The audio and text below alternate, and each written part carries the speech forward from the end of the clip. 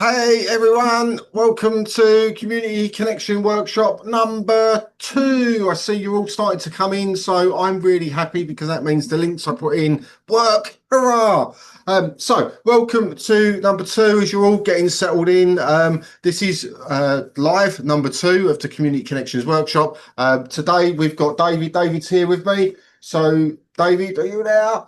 There he is. Hello. So, as you know, the format that we have is quite straightforward. I tend to host the workshops and then we have a lead for that particular live session. I took session 1 on Monday, so we went through quite a lot of stuff on understanding communities, types of communities. You had a little task to do. Hopefully, some of you got that done and put that into the Zenler community. And today we've got David's going to be leading the workshop today. So as always, I'm just going to do a very quick screen share before I hand over, whilst people are just settling themselves in. Just to remind you of what we've got coming up throughout this workshop and why you want to be here. So we did an introduction to communities on Monday, which was great. Today we're looking at community planning. So get ready for that one because these are absolutely critical to the success of your community going forward. On Friday, we have Rakesh leading the charge on the training. He's going to be looking at the community feature overall and hopefully give us a little bit of an insight into what's coming up and what's being planned or getting ready for release in the community feature in Zenler. So that's going to be really, really awesome. Next week, Monday, Wednesday and Friday, we have myself, David and Memi each taking a session looking at each type of community we can build in the Zenler platform. So we're going to look at public on Monday, private with David on Wednesday and secret with me on Friday. Then we're over to actually looking at, once we've built it, what do we do then? So community leadership with David on Monday, the week after. We've then got me looking at community engagement. Then we have Memi on Friday talking about monetizing your community.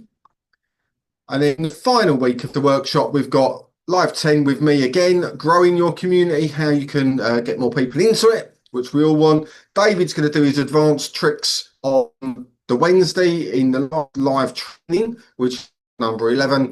And then on the Friday, we have the whole team here that's going to help you answer any remaining questions you've got regarding communities, and you can basically, the whole floor will be open for you. So if you've got ideas you want to spitball and brainstorm, things that you want to know how to do, that's the time that you can ask about anything.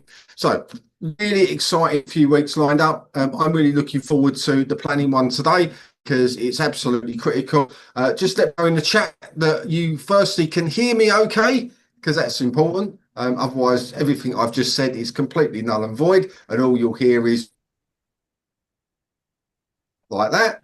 And did you do your assignment for Monday? Birdie says she can hear. No, actually, she's just laughing, but yeah, I'm hoping you can hear. She can't hear you, but she's laughing. So, did you get your assignment done from Monday? Carol did. Yes. A few did. One did. Just one? I know Carol did. And yes, we've got another one in. John did. Yeah. Oh, yes, you hear me. Cool. Okay, I can hear you. Good morning from St. George Island, Florida. I'm assuming that is. I did my assignment. Excellent. Yes, can hear. And yes, I did this. Excellent. Right. Okay, we're all good. We're all set. David, are you ready to rock and roll? Yeah, but I need to ask, can you hear me? Sorry, are you saying something? No, I'm joking, honestly. Yes, we can hear you. We can hear you. Hear me good. Right, you can tell what type of mood I'm in today. It's gonna be trouble ahead. Yeah, right. I'm going to shut up, David. I'm going to hand the reins over to you. I'll be looking after you all in the chat. So if you've got stuff going on in there, I'll try and look after you. And I'll hand over to you, David, now. Thank you, Kevin. Brilliant. Hi, Rebecca. Yes, you can. It was going to be a recording. If you signed up, it's going to be on the YouTube channel eventually. But if you signed up, and I'm sure Kevin will drop the link in there. If you haven't, you'll get access to the replays. So a link went out with the first replay. And as we do these, we put them on normally within 24 hours. They're up, so no problems at all. So today we are talking about community planning. Now, a lot of people are probably like, oh, I just want to get in and know about the public, the private, and the secret community and how those things work and all of those things. And you can see by numbers, we've got about 18 people. I think we had about 40 people the other day in here. So there's a big drop. They're missing out. And I'll tell you why, because if you don't get your planning right and your strategies, you can waste a lot of time, like a ton of time. So this is a crucial thing. This is a crucial stage to what you need to do with this. I'm going to look at things because certain communities are going to be right for certain things. So if you don't know or understand, then you're going to have a problem. And Ellie remarked the other day that she takes a shotgun approach. And I kind of chime with that because so do I in a lot of ways. But planning, as I found out, is so critical because what happens otherwise is that you end up going back over yourself. And if you've got like, 100, 200, 300, 500,000 people in the community and you need to shift it to a different one, or you need to change it because you haven't planned it, that's a big problem. So be really careful. That's why it's so important with the community planning. So it all starts with a plan, of course. Courses sell, but a community keeps them. So this is the basis of what we're doing here for this whole workshop series. So guys, let's us plan. All right, so what we're going to do is I'm going to be taking you through a little slide deck, and then we're going to jump into Zenler itself and just look at some of the settings. So remember, each of these workshops, we're going through certain parts of the community area. So they're very, very focused. All right. So we're not going to just do a one workshop where I'm showing you what public, private, secret, because they all have their own uses. But it all starts here. It all starts from the plan. And this is going to be your actionable steps going forwards because you need to have these things in place. So I'm going to be going through a little slide deck here. The runtime on this is probably about an hour and a half, maybe a little bit less, maybe a little bit more. I'm not sure. We'll have to see how it pans out. And then we'll have an open Q&A bit where you can come in and ask your questions, but very specific because you need to stick to what we're focusing. Don't ask us like what you can do with a secret community or any of those things because we're doing workshops specifically for that. So I'm going to just have a little presentation going now. So let me just jump to my screen share again here. And let's start. So the purpose of this session, building a thriving, engaged community. So ready to learn new tricks. So guys, are you ready?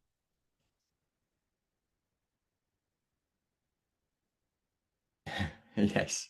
Okay, fabulous. All right, guys, let's move on. Okay, so here we are. So let me just put myself a little bit out of the way here.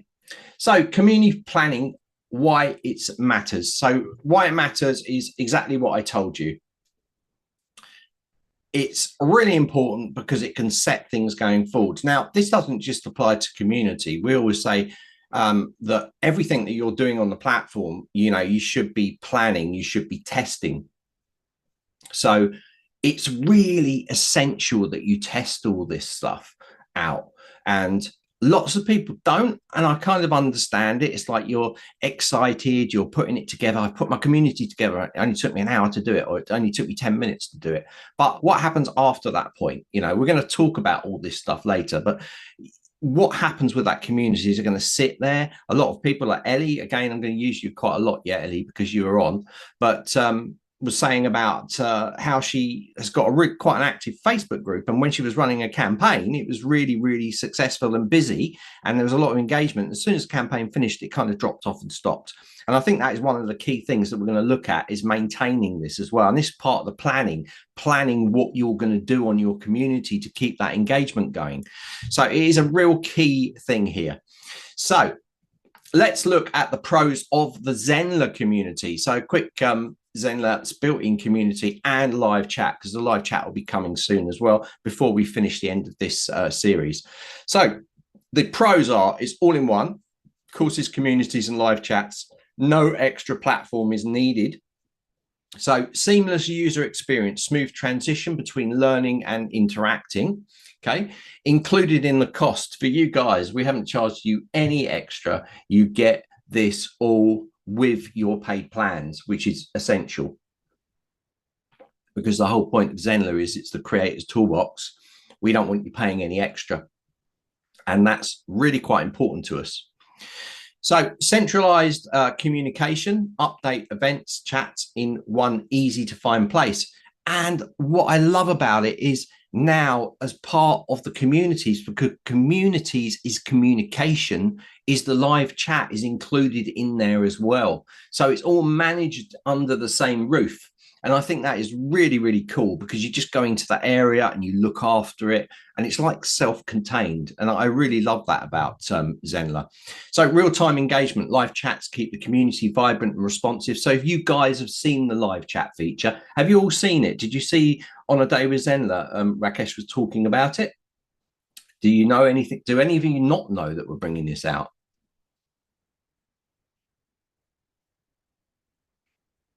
Haven't seen that one yet. Angela, okay. Oh, got Geraldine, Garland, Angela. Oh, okay. Yeah, Marianne saw it. Yeah, I know. Yeah, so if you didn't see it, we're going to have live chat.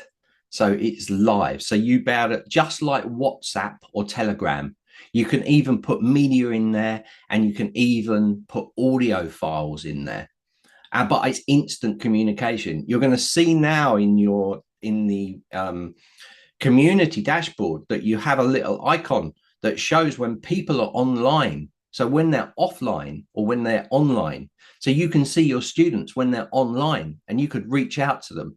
So you have like full control over that side of it. Now, this is the first iteration because we realize that just like Zoom that you're in now, where you're communicating, I'm getting instant, Angela's just written to me, I'm getting an instant response. I could write back, hello.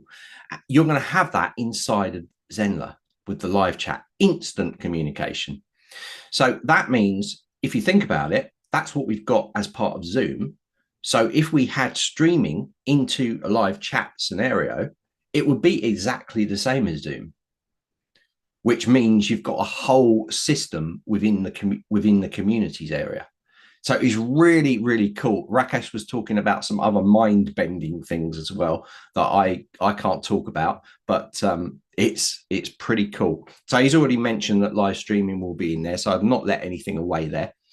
So full data ownership. You control the user's post contents, not a third party. That's huge because a lot of people have problems with social platforms, privacy, you know, their data, how, you know, if it's hacked, all these kind of things.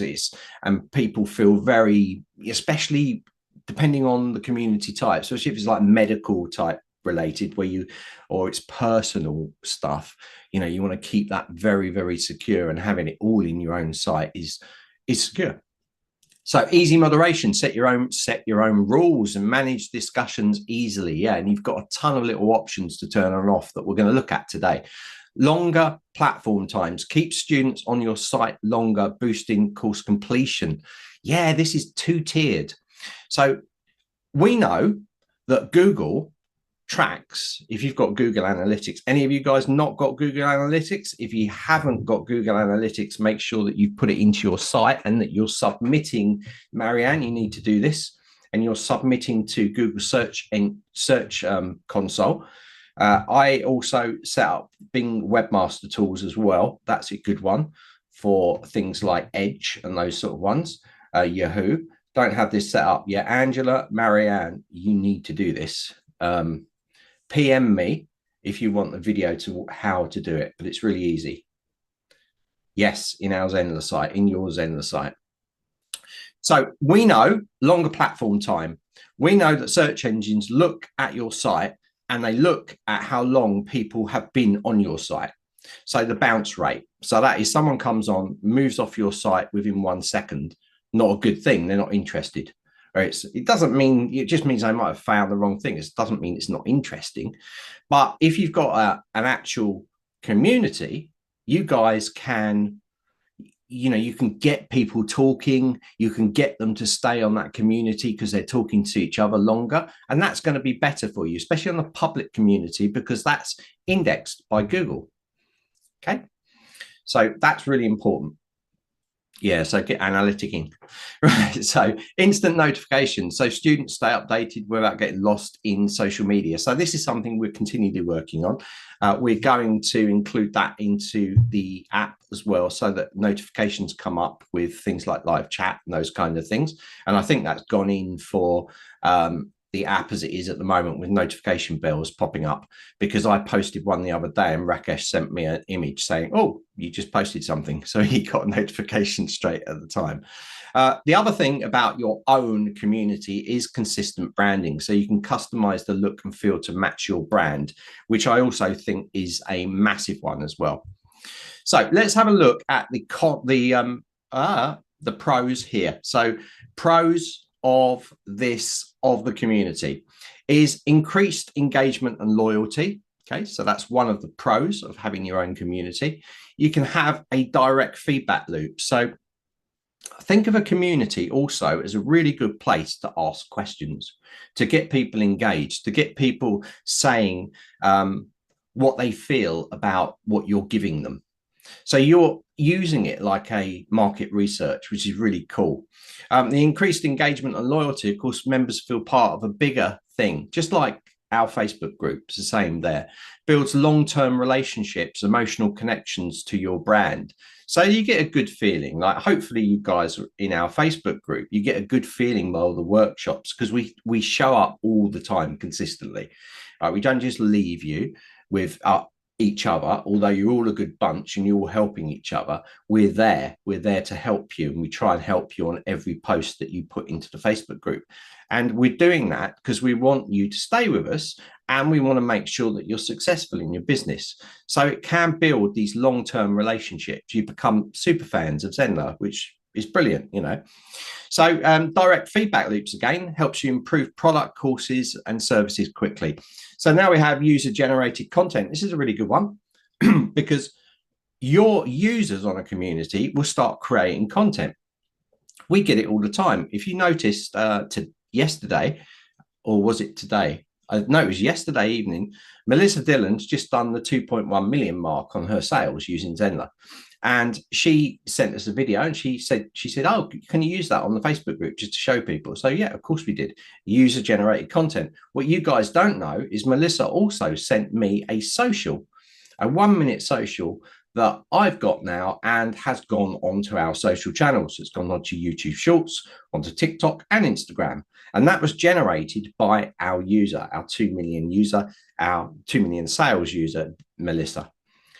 So this sort of thing happens all the time. You guys are posting what you're doing in the workshops. And what this is having is not only is people going, wow, that's really good. So it helps you and motivates you, but it also motivates other people to say, wow, there's a lot going on here. I can learn something and I can do something. So they in turn will start producing content. And that's really good, because content creation takes time, and you're doing it you're getting your users to do it for you, which is a really good thing. Stronger brand authority, of course. So leading a community positions you as a leader in your niche, builds trust and credibility faster, especially if you're looking after them and you're answering the questions. If you do lives and you come on and do Q&As, it's probably the best form of credibility, because you could be asked anything. So if you don't know your stuff, it's going to show really, really quickly. Okay. So I can see Andrew's, but this is a big reason I am doing it, strengthening the brand of my recruiting business. Yeah, absolutely. Yeah. So it's strengthening brand. It's a really powerful one. Better retention and upsells. So a loyal community is more likely to stay subscribed and invest in future offers, memberships, courses, memberships, or programs. This is fact. You're talking to members. You're all in a partnership, and you then say, I've got this new thing. Are you guys interested? Yes, I am. Oh, I'll give you, maybe give a special offer or something like that. And then you can get these people to come in there. So support ecosystems, peer-to-peer help. Again, classic Facebook shows that. I have it personally with my own site as well, where people that know their stuff are helping other people. Okay. So that helps you, lowers customer support load.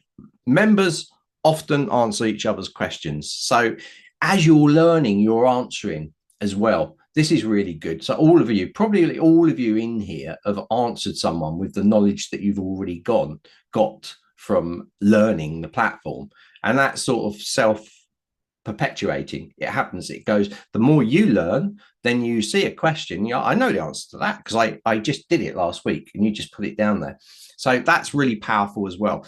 So organic growth, happy members invite others, leading to natural low cost growth. So we're all about the pay nothing and get people into your courses, aren't we? I'm sure we don't want to pay a penny, do we, guys? We don't want to pay for adverts. We don't want to pay for anything.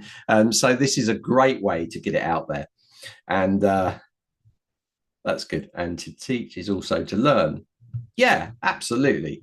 Every day, learn something new. Say at the end of today, say to yourself, what did I learn today? If you didn't learn anything, right, then go on Google and learn something. It'll take you 2 minutes, but every day learn something new. It doesn't have to be related. That's just what I do. You can't use the excuse that you're too old either. No.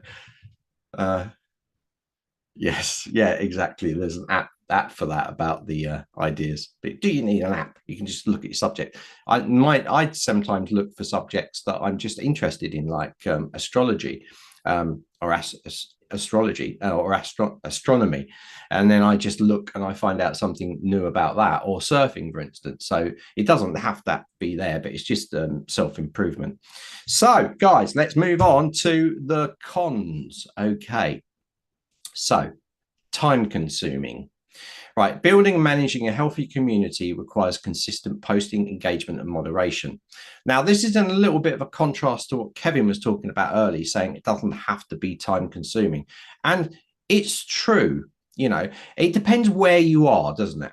Like if you've got a ton of people already on your courses and you're running lives, it's probably going to be it's not going to be as time consuming because you're going to bring those people straight into the community. But if you've got people that are brand new, fresh, just are interested in your subject, it's going to take a little bit of time. Oh, good, Pauline. I hope you are learning. Right. So it's going to take a little bit more time to get it going.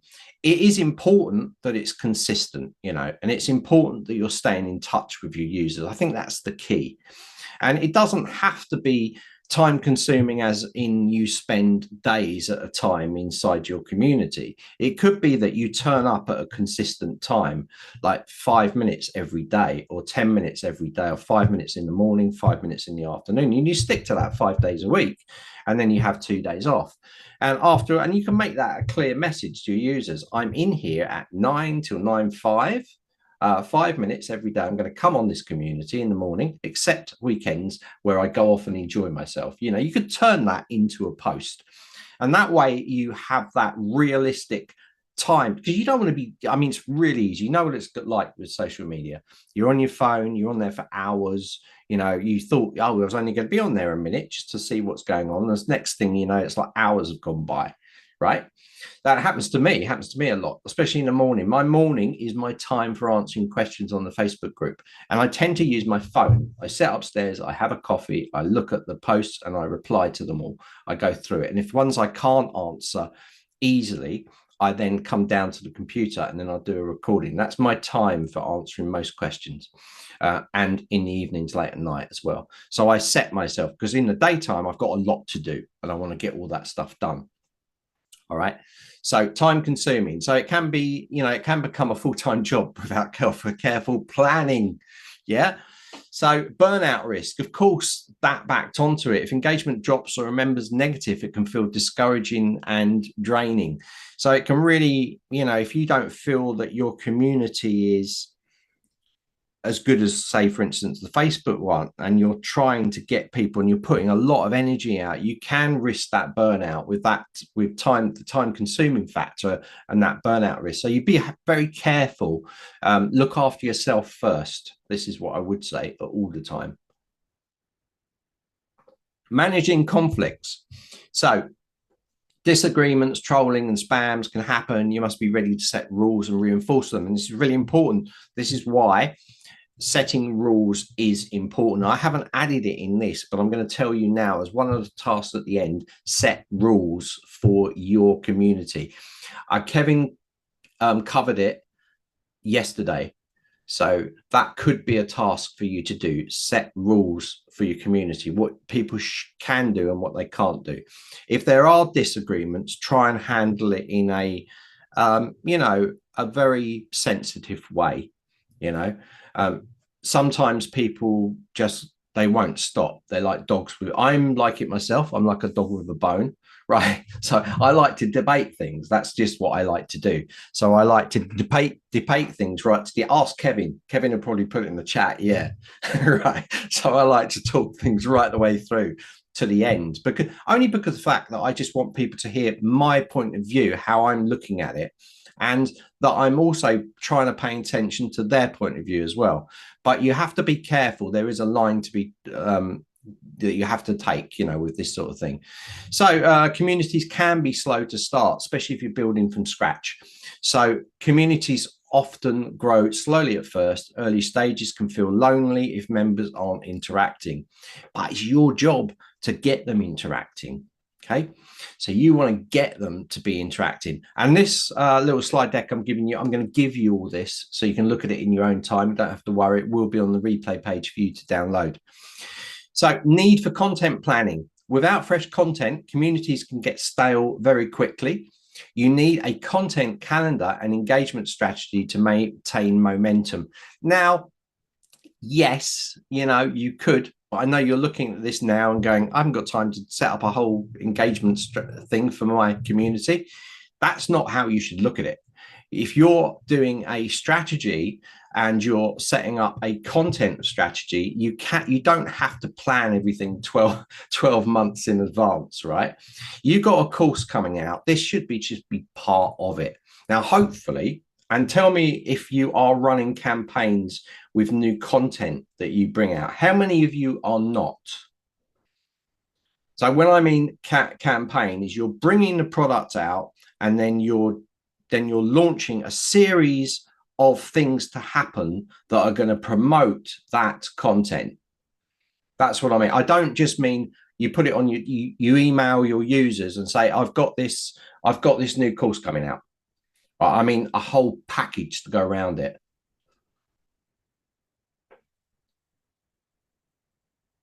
So Birdie's been really honest there. Pauline as well, not yet. Yeah. Yes, I mean a launch. But I more than a launch. It's not just a launch. It's keeping things in momentum. Yeah. So this is a common thing, right? Okay. So this is a common thing. It's part of the overall big picture of planning. And this, I feel, is the reason why most course creators, no Birdie, it's not overwhelming, just we'll take it very slowly. But this is the reason I think most course creators fail. And when I mean fail, I mean make enough money to live on. I'm talking, Marianne, about when pre-campaigns, campaigns themselves, and post-campaigns. I'm talking about every level of it. But you don't have to get overwhelmed by it, right? Because if you're doing content planning for your community, that same content can be reused across all of your social outlets. So it can even be put onto your Facebook group if people are still there, if they haven't all come across. It can be most of that content can be turned into other content, such as blogs, podcasts, help guides, whole things around this. This is not just about doing like my course is out, I'm going to give you a discount for this, a coupon for this for the next 3 weeks, unless you come in there, right? This is about actually following through on the big picture of a course. So not I've got a course out and here's a link to my sales page. This is about doing more than that. This is about recreating content from content, reuse of content, repurposing. So that's all part of the campaign. So what I'm saying to you is, if you're doing this, any part of it, it performs as part of the community. So everything you're doing, you can actually do for the community as well. You can just put them in there. So if you do, for instance, if you do an Instagram post and you're talking about your course, you can take that Instagram post, that content, the video, and you can put it straight into your community. So you're saving yourself a ton of time doing this. Now, this is something I'm going to be teaching you after this series finishes. Right, this is what we want to do after this. There are some other things as well. We haven't outlined it completely, but this is the sort of thing, because I think this is a massive stumbling block for people going forwards. So content planning is important, but there's a bigger picture to it. All right, Birdie. So you'll be sorted. You'll just have to follow around. And again, if you don't do the work, you're not going to get results. Simple as that. We can't do that for you. We can tell you how to do it, but we can't do it for you. Yeah, maybe Ellie, we do a course build or a digital product. I mean, if you think about it, Kevin already did that. We can form off the back of that, like the Black Friday offer. It's very specific, so we can build upon that and maybe turn that into a complete campaign, something like that. So content planning, really important. So platform, right, this is another cons of a community. So if platform dependency, so if you build on third-party platforms like Facebook, Discord, you're subject to their rule changes, algorithms, and potential shutdowns. Yeah, so you're seeing that they just turn around and go, do you know what, we're going to take your videos off in 30 days. We're not asking you, that's just what we're doing, like it or not. We're going to take your data because you signed this and it's in our thing. We're going to take our data and we're going to send it to these people, and there's nothing you can do about it. They just do what they like because they can, because you're on them. And the only way to actually make a point of this is if people leave and the platform then realizes that they've made a big mistake. By that time, they've lost that trust and it's gone, And Facebook started with a good ethos behind it, but over time, things change, It becomes more about money later on than it does actually the idea behind it. So harder to monetize directly, not necessarily, but it depends on how much, your community and their kind of how you get on with them, how you know them. If you're just trying to sell, but you need to make an offer without it feeling salesy. I mean, we talk about it all the time because what I'm going to ask you today, if you do a review for us on Trustpilot, but if it's not, I'm not saying that you can't come to any workshops if you don't. that would just be bad. It's just because we want it to be genuine. And only if you're genuine are you going to do something. So hardest to monetize directly. So let's move on.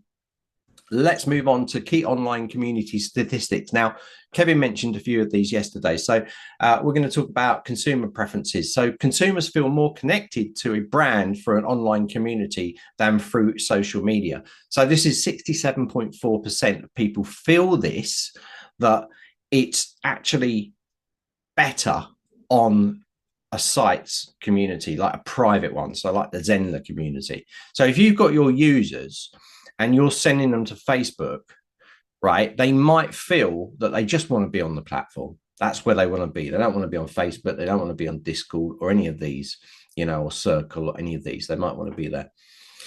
So 76.6% wish their favorite brand had a community. So you guys have all got a community. And I would say to you, email, if you haven't set your community up, maybe after this, email your users. Say, I'm thinking about setting a community. It will be private, it will be on the site, and it will be just our community. And mention that word, our community, and ask them, hey, if they want it or not, to reply. You could send them to a form or something, or you could just ask them to reply back to you and see what the number is on that.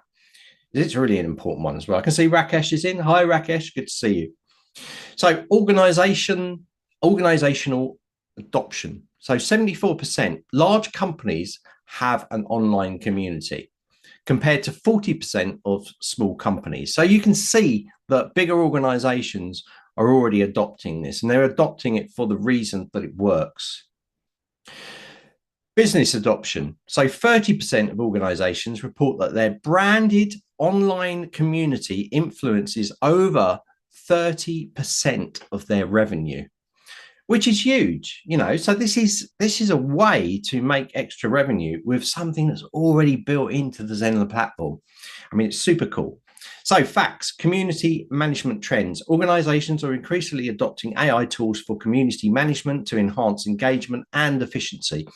And we can do this. We can use things like ChatGPT, Perplexity, any of these to actually create posts for us and all of these things, even use things like Kling AI to create imagery to put into the posts.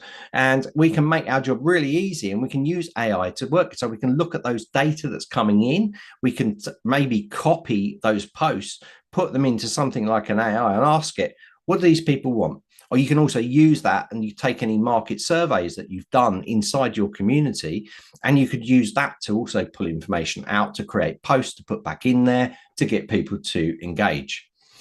So community impact. Branded online communities contribute to higher customer retention and increased brand loyalty. Now, we've already talked about that, so it's obvious. So who at the beginning of this workshop series thought, do you know what? I'm not going to run a community yet. Did any of you think I'm not going? Are you any of you still at that stage where you think, no, I'm not going to do it yet?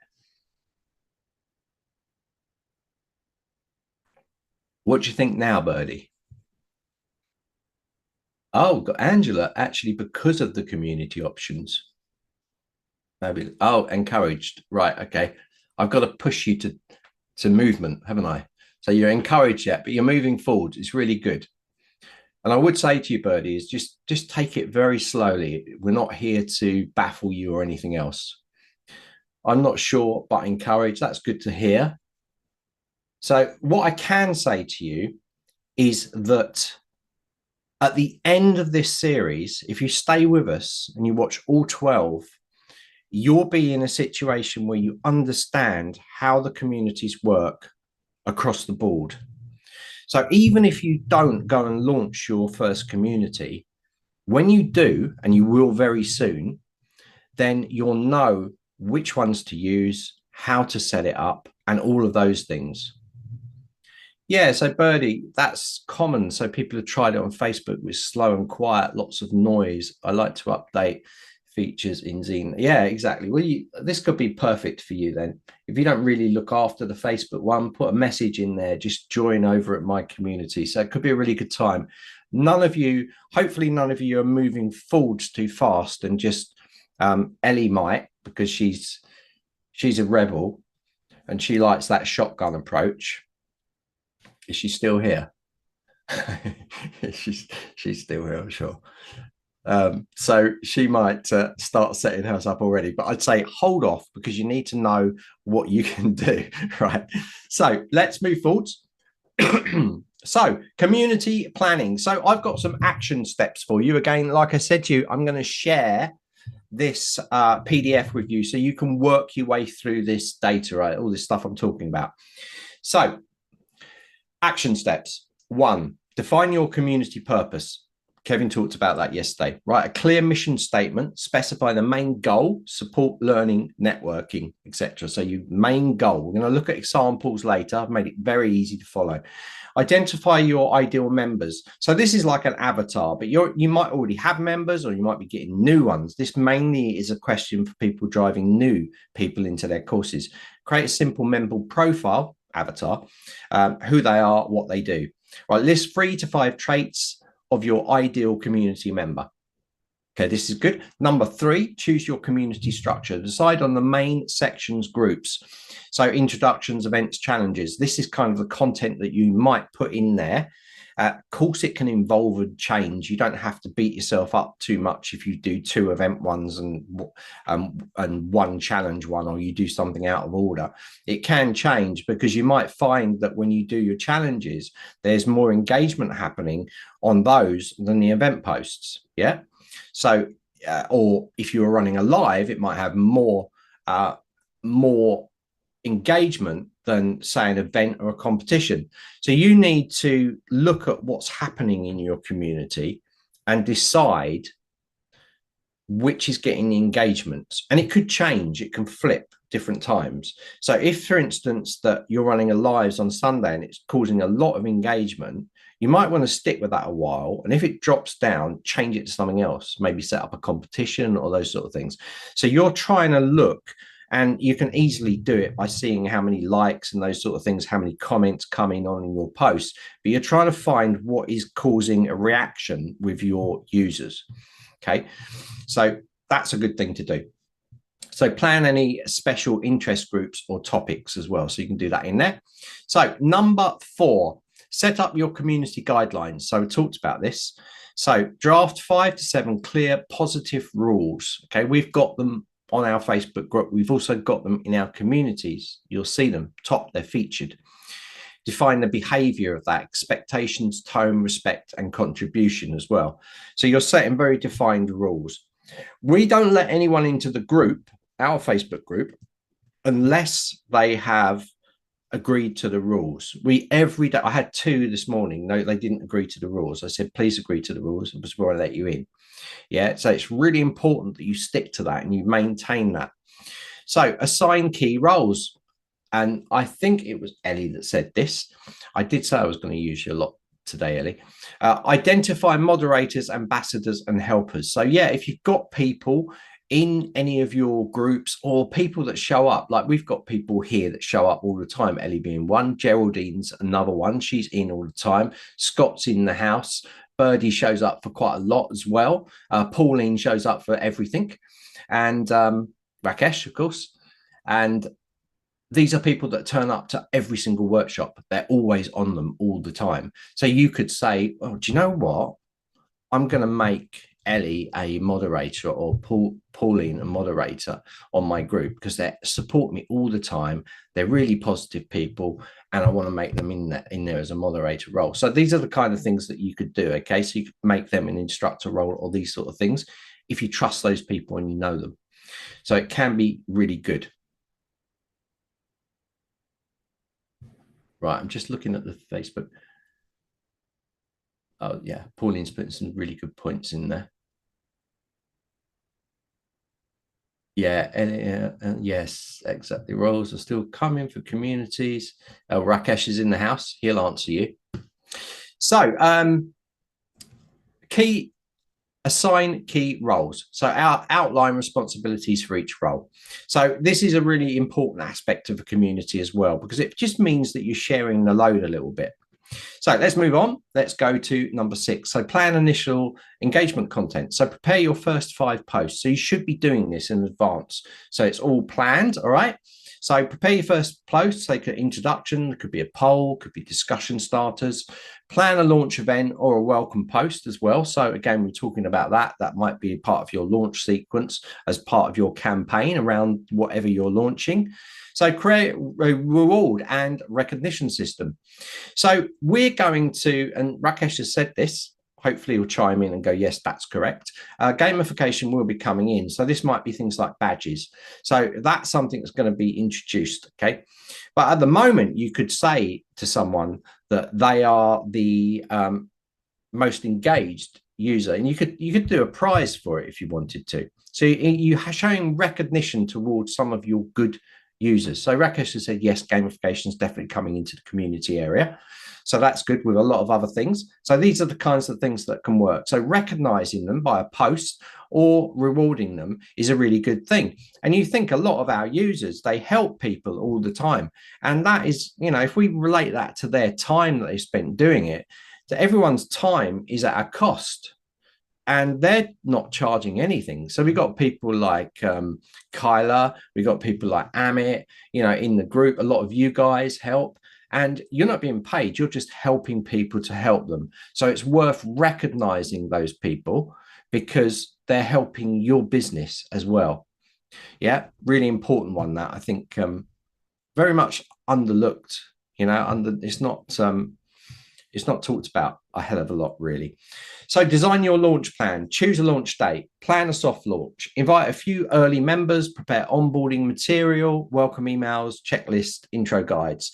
So as part of the planning, so before you launch your community, you want to get these kind of things in place. Remember what I said? Don't just jump in, say, oh, the community, launch the community, leave it there for months and months and months, and then turn around to someone and say, oh, I've got a community, come in there. And there's nothing going on. You want to get some activity going in. You'll notice, I don't know if you guys have noticed, but on the public community, a lot of you are part of, hopefully Kevin will put the link in there, invite link, if you're not part of it. There's posts already in there. Now, those posts are in there before anyone joined. And I did that for a reason. It means that it's active. It means that I'm putting things in there. Now, we hadn't launched it properly. So, but I was still putting things in there because it was no time for me. I was writing a blog. I put that in there. We were doing a workshop. I've got the card. I put that in there. Took me like 3-4 seconds each time. But I knew that when people come into that community, they'll be just looking through what's going on. Now, imagine if you just turned up and it was an empty shop. There was no rules. There was nothing in there. So you need to get something in there to start it off. And sometimes it's a good way as therapy to get things off your chest. You know, I don't mean being negative, but I mean talk about things that you're doing. So if you've got these grand ideas, why not just write them down there and put them in there, or do them as a blog or something, and then put the link in the community for the blog because you're covering it. So whenever you're thinking, and you guys probably do it all the time, you probably have 10, 20 new ideas a day, jot them down in your phone. This is ideal. I did a video of this. Got any ideas? Voice notes. Just do voice notes on your phone. At the end of the week, take that, transcribe it, put it into ChatGPT and ask it to go through them. And some of those you might want to use and take them forwards. I do this all the time. It's really cool. I can jumble stuff up and AI just sorts it all out for me. Very cool. So monitor, number 9, monitor and adjust. So set weekly review to check engagement. So I said to you before, see what's working, what's not working. Gather feedback after 2 weeks and adjust the activity or the content. So you can ask people, you can see it. Sometimes you don't need to ask for feedback because you can see it, but sometimes you might want to ask for feedback. What do people want to see? Number 10, keep the momentum going. Plan monthly themes or challenges, celebrate. So this is the consistency side of things, okay? Celebrate milestones, first 50 members, first 100 posts, etc. And we got a big milestone coming up. We're going to be up to 10,000 users on our Facebook group. And don't think we're not going to shout about that, because we will, because it's a big milestone. It's 10K of users. So let's have a look now at the right community for you. So I'm going to go through the different community types now, and then it should be clear. So a public community basically is open community to all who register. It's best for growing brand awareness, attracting new leads via SEO or direct reach, or by running campaigns, hosting free mini challenges, open discussions. So this is what's really good for. So things to consider: anyone can view content, right? So moderation is essential. So it's a public community. So it means that anyone can put the content on there and people can see it. They can't, if they're not part of the community, if they haven't joined, then they can't write anything, but they can see the content. Now, the great thing about the public community is that it's indexed by Google. So if people are creating really nice posts that have got good content in there, it's very likely that Google will show that as a search result, meaning free traffic coming through or free visibility. And that's what we're talking about. The more visible you are as a business, the more money you're going to make, because the more people see you and they come through, lots of those will convert to sales. So visibility is key here. Without visibility, you can't grow at all. All right. So anyone can view the content. Moderation, of course, is essential. But be wary, because with all public communities, you might have people trying to spam it. So moderation is really essential. And we have tools inside Zenler for you to be able to moderate. You can always ban a user. If you're not sure, you can always ban a user. And as Scott rightly says there, discovery is a big part of the process. Absolutely, because without discovery or organic traffic, then you're not seen. If you're not seen, no one's going to buy from you because they don't know you.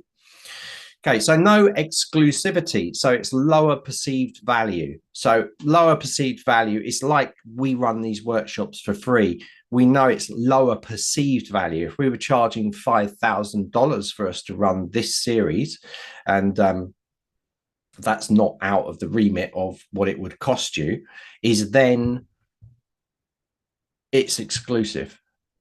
And if we had 300 people pay that money, pretty much 300 people would turn up. Okay. As it happens, we have people that want to do their business, realize we offer something of value, and you come in and there's 25 of you out of 300. Okay. So the people that are losing out, of course, even though it's free, it doesn't mean that it's not of value. Okay. It's just Rakesh says we do our training all for free, education at Zenler for free for anybody, whether it's on the platform or not. And that's the ethos, that's the mission statement of the education side. So let's have a look at an example use. Free digital nomad tips, community. So you could use this public FAQ hub for prospective students. So you could use it as that. You could use this as a free digital nomad tips community that gets digital nomads in there. You could then do FAQ hub for prospective students to come into courses. You could talk about locations around the world, which are good to go to if you're a digital nomad. You could launch a course based on that. You could get feedback from those people to know what content they would like to get to become a digital nomad. So that's one use. It'd be public as well. So you could get people to tell their stories of good places they've been to, you know. So that's really cool. That's a really good case, an example of that public community. So let's move forward to the next one. So the right community for you, private communities. So private community, closed community to all who register or are approved. So this is best for members only support or peer groups. Okay. So this is more of a closed area on the site that you can get people to come in through a course, or you can add them in there manually, but they're not going to just be able to join unless they go through the approval process, which you can do. Okay. So I'm just having a look at chat, but he's saving me so much time and money. No need for vetting. Yeah. So, oh, me, thank you. Grateful for the training. Yeah, well, we try and help you on every side of it. So we don't take you through like sheep. We try and look after all of you. So yeah, private community. So members only support or peer groups, discussion areas for free courses or lead magnets. So moderate privacy, but still welcoming to all users. I see you guys using the private community for more your members. So this is what we're going to do here at Zenler. So I'll show you a case study of this. Is Zenler, what Zenler is doing. Public community that you guys are all in now. Okay, that's where people get to know about the Zenler platform and what we're doing. Our private community will be for us to give you things that we don't want to put out there publicly. So we might, for instance, run a competition that we only want our members to be part of. All right. So that could be where we want to do with this, with a private community. So we'll look at an example of that in a minute. So moderate privacy, but still welcoming to all users. So it's got that secure level. Let's call this security level 1. All right. Public is open kind of thing, you know, but you still approve.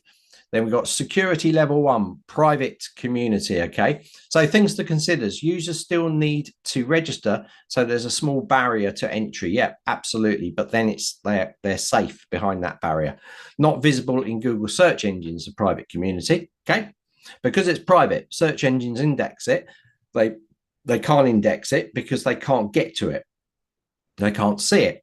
It does show up as a community, but people can't go in it unless they're in it, kind of thing. So an example of this: level 1 course support group, a general student hangout space for all course buyers. So just what I said to you before. Okay, so let's move on to this. So right community for you: secret communities, hidden by invite or added to a price plan. So the secret communities and the private communities, for that matter, can be added to a pricing plan. So when you set up any pricing plan, whether it be free or any of the pricing plans, you'll have an option right at the bottom of it that says, do you want to add them to the private or the secret community? So you can pick that, and that's how you can get someone in here. So the secret community is the highest level of security on the Zenler communities. Okay, well, in tandem with the course discussions, right? But secret community, you could just handle as a VIP, like a real high ticket program or a mastermind group. No one gets out there in there without a ticket, without a pass. So they've paid you. Maybe you've got a high ticket course where you've got 10 people in there, and you invite those 10 people just into this very exclusive VIP area. This would be a perfect use of it. So it's high ticket programs or mastermind groups, VIP clients, beta testers, or team discussions. You could use it for that. And we intend to do that ourselves. Creating a premium high value space. So this is a high value lockdown space by invite only. Okay. Completely hidden, even from logged in users who aren't invited. So you can't get to this area. You can't see any of it unless you're actually in there and part of it. You need to manage invites manually. Example of this: 2025 VIP coaching group, founding members or brand ambassadors hub. So that's an example of it. I want to just jump back here. You need to manage invites manually, except in the case that you've added them to a course price. Then you don't, can be automatic. So you could have a VIP course, right? Let's say you were charging 20,000 for that VIP access to the community, right? That'd be nice, wouldn't it? Get 100 people in at 20,000. So you've got this special VIP. This is a real high level stuff. So John's put, can one community have different levels like tiers? Well, no, not really. Well, yes and no. You could send people on a different tiered thing, but I think you're overcomplicating it. Because it is a kind of tiered structure: public, private, secret, and then we've got discussions. So I'm going to move forwards to the next one now. So course tied discussion communities. So discussion threads linked to specific lessons or modules inside a course. So this is specifically for a course. So if you have a course set up and you have discussions turned on for that course, it will create automatically a community. Okay. Did you know that? And you could set up a different community for each of your courses, but it becomes very unmanageable if you have too many courses. And we talked about this yesterday. So for example, if you had 100 courses, then that would be 100 communities for you to look after. So in some cases, and this is where you need to plan it, you might decide that you want to group everybody together. So if they're in 5 courses, you might want to just have them go into a secret or a private community. And each person can post what they like from those courses, but you can manage it easier. The benefit of this is more engagement. So more people are posting in the same group, and it's not spread over 5 other courses discussions. So this is really important. This is why the planning is key. So keeps conversations highly focused if you are doing it just for that course. So it's purely on that subject and nothing else. This is the best for reasons. Encouraging engagement within course content, providing lesson specific help. So it's good for that, but is it manageable? Things to consider: less discoverable than a full community. Yeah, because it's only in a course, right? So you're going to go for it only if you're in that course, you'll get access to it. Not ideal for broader social interaction. No, not at all, because again, it's not indexed. The only one that's SEO indexed is public. Example use: lesson 3, uploading your first project. Questions here. So students' reflections after each module. So that's a good case study for that particular bit. So we've been through all of the different types. We've gone through public, we've gone through secret, we've gone through private, and we've gone through discussions. Do you understand the use of all those? Give us a yes if you understand all of that stuff that I just talked about. Oh, fantastic. Oh, brilliant. You guys, fantastic. Right, okay, let's move on. Let's go through. Right. Okay, are we ready? So time to plan what to choose. Now you need to plan your community and decide. Planning is key to everything you do as a course creator. Okay, so let's move from the good old, I love that dog. He's cool. Look at that dog. I just did him again. There he goes. He's off. It's the dancing dog. Okay, let's move forwards. So let us look at a few scenarios here. So we're going to look at some scenarios and moving forwards. And we're going to have scenario 1. So I'm going to ask you a question. Goal: drive more awareness of my brand and start a conversation. So what community type would you use?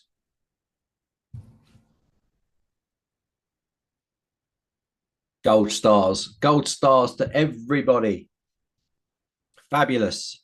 Right. Absolutely. So did you say public? Yes. Give yourself a pat on the back, guys. So public communities are likely the most effective for enhancing brand awareness. They are search indexable, provide easy access, and facilitate promotions and shout outs. So absolutely public for that. It was just a clear-cut case. So let's have a look at scenario 2. So invite only certain people for a VIP type experience. So what would you use?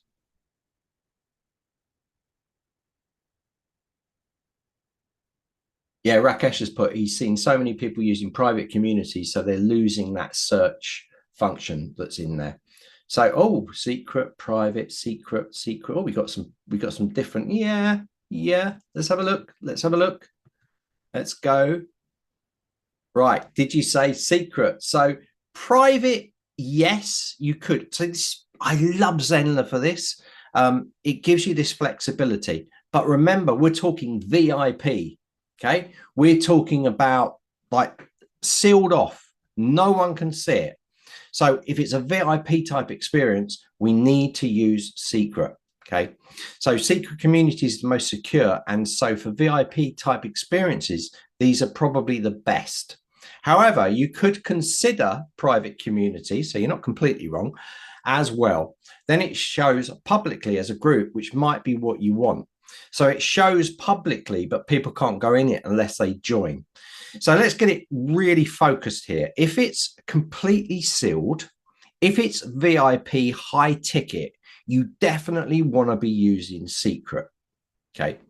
Or a course discussion community, which is part of that high ticket course, right? But if you want a VIP type experience, but you want it to show, at least for the community to show publicly, to show people are missing out, then you might choose private. But generally the answer here would be secret. So good one, guys. So scenario 3, goal: members of my site who have paid for 1 or more courses. So what would you use? So they've paid for 1 or more courses.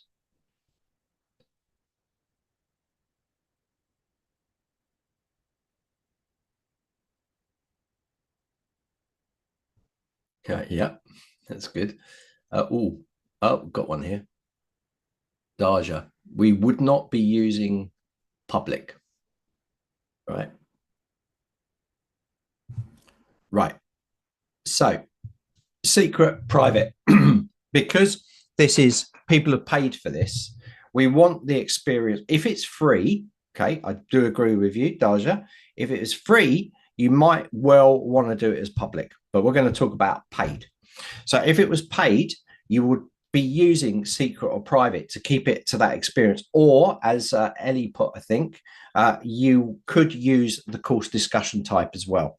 So you could use private or secret here to get your users into the community from lots of courses. Make sure you've turned it on in your pricing. Right. No, sorry, Ellie, not a discussion community. Remember, discussion communities are purely for one course, right? So if we want them, if they're in multiple courses, but they're not in that master course, they're not going to get it. If they were part of a bundle, yeah, you could have the discussion in there. They could go through. But we're talking about multiple single paid for courses. If you have a discussion in one of them, the people that haven't bought that course won't get access to it. So we need another way of doing it. So what we would do is we attach to the pricing plan a secret or a private course community. And that way, anyone going in on those different courses will have access to the same community. Yeah.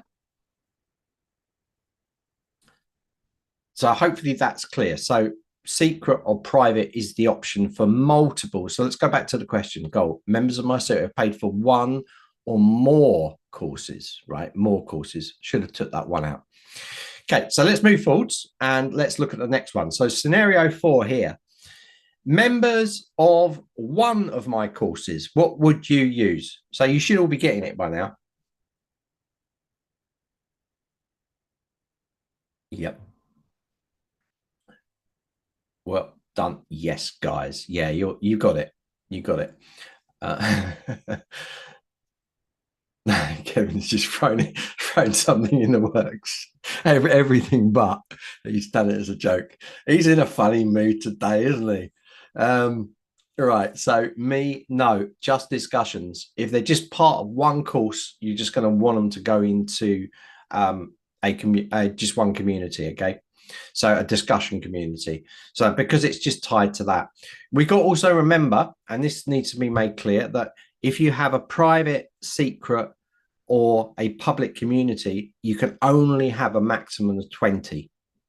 But if you guys have got like 10, you're already crazy, right? Now, look, because it takes so much management looking after them, you just want to keep it really simple before you start complicating things, because I know what you like, right? Don't create more than one community until you've managed to look after that community. Start, as Rakesh mentioned earlier, start with a public community, right? Just start with that, build it up, get used to it before you start adding more. Because some of you guys will set up like 5 or 6 different communities, all right? And you'll be like, I haven't got the time to look after all these communities. I'm not able to do my courses, because that's all you're doing. Now, if you're generating revenue from that, if you've got a subscription-based plan and you've got tons of courses that are on subscriptions, and then you're looking after them, and that's what you're doing just as to get people to pay each month, and all you're doing is feeding into the community, then yeah, that makes sense. But a lot of you are just working on your courses, you're doing your lives, you're doing your one-to-one coachings and all of this stuff, and you don't want to be setting up a ton of them. Yeah, so Kevin's already mentioned, I bet there's some in here that have loads of discussions already going on. Yeah, I remember actually when Rakesh brought out the discussion feature, and I was quite amazed by the amount of people going, yes, yeah, great, yeah, I'm going to turn that on for every single lesson, every single lesson. So like if it's like 40, if there's like 40, you've got all this stuff, and you've got to go in and you've got to answer the question on every single lesson. I'd be looking around and I'd be saying, do you know what? If I've got to turn discussions on for every single lesson, I'm obviously not doing a good enough job on that lesson. That's how I look at it. I'd be more, for me, it would be better to have one discussion area saying, is there any of the lessons that you didn't understand? And if people turned around and said, yes, lesson 4, I didn't understand that, I'd be like, why? And they'd tell me, and then I'd revamp that lesson so that it was understandable if they had a valid point, rather than deal with 100 different discussions going on. So that's just how I would handle it. But you can see, again, it comes to planning. So Natalie's put, I'm scared of even starting one. I don't know if I can keep up the content. Yeah, it's a valid point. And until you're ready, I think if you set your your objectives, Natalie, if you say, right, okay, well, I'm scared because I've got to put regular content on, you can set when you put regular content on. You can say once a week, I'm going to do a featured post, or I run on Mondays. I always do a podcast. This is what you might be doing, Natalia. So if every Monday you do a podcast, okay, after I finish that podcast, I'm going to put that content onto my community. So make it an extension of the job that you're already doing. And that's what I was trying to get to you earlier with about the campaign packaging stuff up. If you make this a part of the job that you're already doing, you don't spend any time. Like I did a live today. I came on before this live and I did a live. It's based on the content I've already got. It took me no time at all. So if you're running a campaign, if you've produced that as assets, you can use them and it becomes no time. And if you've got 5 minutes a day, if you've got 2 hours a day, it's really up to you how you set your terms. It's very important to manage time because we all have to, but you set the terms. It's your community. So if your community realizes that every Monday at 10 o'clock that you post content, they'll soon get it if you told them. And then they'll be really excited that you're putting that new content on there at that time. You can pop back now and again if people have asked questions, but it doesn't need, you can set your own terms. Okay. I think that's that's a really good question there. Yeah, so Rakesh has put, maybe we should put a recommendation to people who turn on lesson discussions for every single lesson. Yeah. So be careful about that. So that's good. So scenario 4. Right. So did you say discussions? Yes, you guys did. Easiest in discussion community as it's tied to a course. Of course, the bundle, as long as you have discussions in a lesson. Yeah. So this is important. If you've got a single course on its own and you have a discussion in it, it will create a community. All right. That's clear. If you have one of those courses that has a discussion in it that's in a bundle with other courses, your students will still get access to that community, that discussions community. So if you had 2 discussions, so one course with discussion, another course with a discussion, and both of those discussions were put into a bundle, the user would get access to both of those discussion communities. All right. That's important for you to understand. So again, this might change the way you're thinking about how you want to start and plan your communities. All right. So if that isn't clear, I can go over it. Did you guys get that? Just want to make sure it's crystal clear. It's quite important. Can I repeat? Yeah, absolutely, Ellie. So we have a course. It's got a discussion community in it. If someone signs up for that, they get access to that discussion community. Yeah. If you have another course, so course 1, discussion community, you have course 2, discussion community.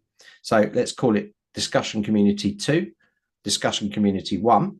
If you take both of those communities and you're selling communities, courses, communities, and you're selling those in a bundle, then someone that buys the bundle will have access to both of the courses and also access to both of the discussions, because you've got discussions in both of the courses and they bought the bundle, so it's part of that. Is that okay?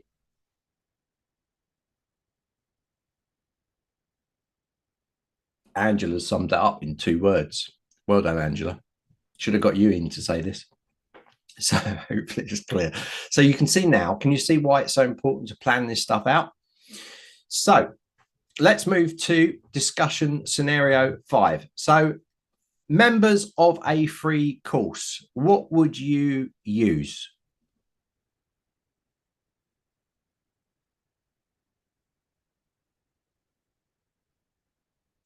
Public. Yep. Okay. Right. So you could, right? So any community would work, right? Personally, I would go for a private one. Yeah, I would go for a private one as part of the pricing plan, right? So the reason I would do this is because people have signed up. You're breaking them away from the public community, right? Because there's a level here. There's people that are interested in what you're doing but not bought anything from you, and then there's people that are a little bit more interested and right on the edge that come in and buy a course because it's free, so they get it for free, and they become separated in a private community. So if they're in a private community, they're going to be easier for you to sell to. So if you think of someone, you're building someone's confidence to the buy, then this could be a really good way of doing it. You could put them in a public, but then they become part of the public group. So then how do you separate them out? So I also like to use communities as a way to almost separate people out, knowing that they're a little bit more interested here, a little bit more interested in here, and they are full-fledged members because they bought from you. So this is what I would do. But you could also add a discussion community as well if you wanted to as well. However, be aware of managing a lot of communities if you give away a lot for free. And that goes back to, if you're giving a lot of free things away, you'll definitely want to put them into a private community, right? Because that way you can put them all into the same community. You almost don't care what they want to buy or that they're on the edge of buying, because you'll know that everybody in that private community has signed up for your free stuff. So you can cause it. So again, we're not trying to break them into a ton of different communities, discussion communities. We got them in one private community where you can then warm them all up. So what courses were you interested in? What courses are you taking? Did you like that free course? Who's in this? Who's in that? And you can start to get to know those people and tell people about the actual paid for courses or the paid subscription that you've got. You can find out through people's conversations whether they're on the edge or not, or even in that private community say, look, all come in with me and we can talk about where you are, what you've done, what courses would be good for you. And you could turn it into a big live event and you could literally get the signups coming in through that. So I think it's a really good way to extend, communities, a really good way to extend this lead magnet approach. You know, like we use marketing funnels, but we could use the communities as a way to really directly reach them. And of course, you can set the time you want. So it's not like you're going to be running a presentation live to get people into courses. You can just have people come into community and people will already be engaged and you can start talking to them. So again, this is under planning as well. So let's have a look. So let's have a look at decision checklist, right? So this is the goal of it all. So grow audience and SEO reach, you definitely want to be using public. So nurturing registered users, probably private. Offer exclusivity or high touch access, that would be a secret. And foster engagement inside a course would be a course discussion. Okay, so that's kind of in a nutshell, but we've covered a lot more than that in this. So I got Helene has put, can you have a funnel running to a community? Absolutely, you can. So we're not covering marketing funnels, Helen, but all you need to do is on your thank you page, let's just go for the most simple. Let's go for lead magnet. On your thank you page, big button, join the community. And then you can send them straight to the community, or you can do a manual enroll into the private or the secret. But this could be a good way to get them into the public community if you're not marketing the direct access to the public community straight away. So yes, Helen, you could easily. All right, so planning for your community. So this is a recap sheet here. I'm not going to go through this. We've covered it all, right? I'll just be repeating myself, but this is for you when you download it so you can look through it and you can just recap on what we talked about so you guys can understand. So that will make it nice and clear for you going forwards. So now you need to do it. So now you can plan. With all the information you have, you should be in a situation to plan what's going on. And I want to just do the cat again because I really like him. We have now a dancing cat. Look at that. He's cool. Yes. So you have all the information you need to go. So what I want to do from you now is know people that feel more comfortable with starting their community. I don't want you to start it yet. We've still got a lot more sessions to go through, so you fully understand how to set up the community types. But I want to know how many of you now are feeling confident to take this stuff forwards. So Darja's put yes. Angela, yes. That's brilliant. Birdie's yes. Oh, Birdie, brilliant. I know you were kind of on the edge with this, but that's really good that you're. So Carol, that's really good. Ellie, Scott, Mies, yes. Pauline, Lisa, that is really good. Garland as well in there, and that's good. So that's really good. You guys are ready to move forward with this. Very, very, very cool. All right. So community options. So what I want to do now is I want to jump into some of the community options before we run to the last part of this training. And which 121? God, nearly an hour and a half. Crazy. All right. So what I'm going to do is I'm just going to jump in because I just want to show you some of the options that are inside of here. So I'm going to screen share again. 2 seconds. There we go. We're up. So well, I'm not going to go through the whole community. This is the test site. This is a Zen pop-up test site. Okay. So I have got some course discussions set up in here. Okay. These are this course discussion communities. I've got a public one. I've got a VIP one inside here. So we're over the coming weeks, we're going to be talking about all of these different types, and we're going to be showing you and setting them up with you so you can see it all firsthand. But something that I want to cover that might not be covered on each one is the actual settings and what you have control with, because I want to make it really clear to you. If you go into settings here, this is the settings. This settings is for the whole of your community area, right? That means any new communities you set up, anything in here, this will be applied generically to everything. It's like the global includes of the communities area. You need to make sure that you're giving the title of your community. So that normally be the name of your site. Okay. So if Zenler, for instance, it would be Zenler community in here. Okay. That would be the name of the site.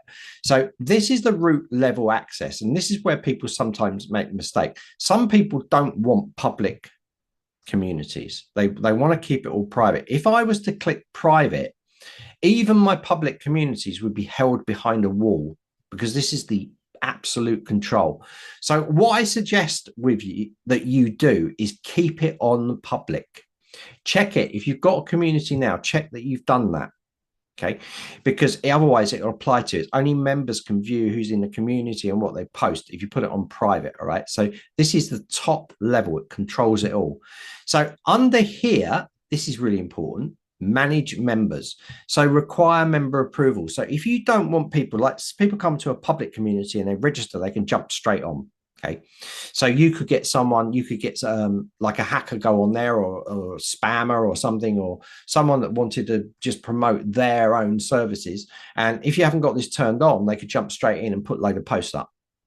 And you'd have to go in, you have to delete them out, you'd have to ban the user. So if you put a member approval on there, you can approval. And if you turn this on, you're going to have manage membership questions.